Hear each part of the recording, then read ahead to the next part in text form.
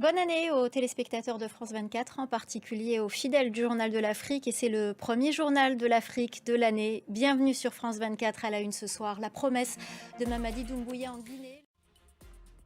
Retour à l'ordre constitutionnel en Guinée pour 2025. C'est du moins ce qu'a promis le général Mamadi Doumbouya dans son discours à la nation à l'occasion du Nouvel An. Il s'est engagé à ce que toutes les élections soient organisées cette année en 2025 et a annoncé la reprise des activités politiques suspendues depuis le coup d'État. La correspondance à Conakry de Malik Diakité. Et au Mali, aucune annonce sur les prochaines élections. Le général Assimi Goïta, qui a également pris la parole pour présenter ses vœux, a annoncé que 2025 serait l'année de la culture.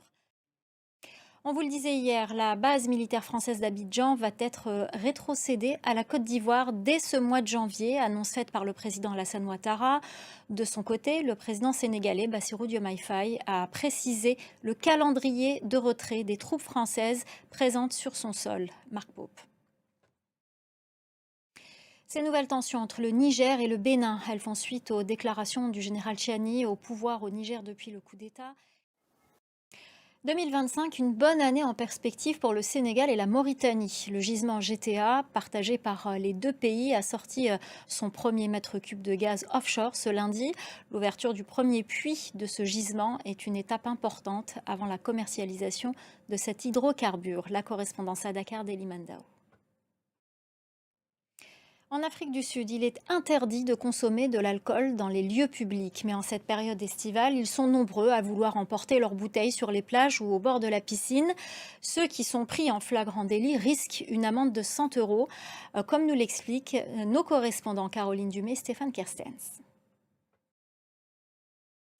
Le Bénin se prépare au Vodou Days du 9 au 11 janvier 2025 à Ouida.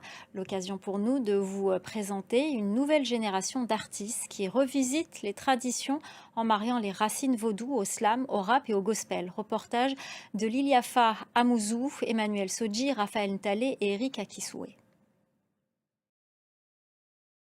Voilà, c'est la fin du Journal de l'Afrique. Merci aux équipes en régie, merci à notre chef d'édition Célia Caracena, merci à nos correspondants et merci à vous pour votre fidélité. Et encore une fois, bonne année 2025.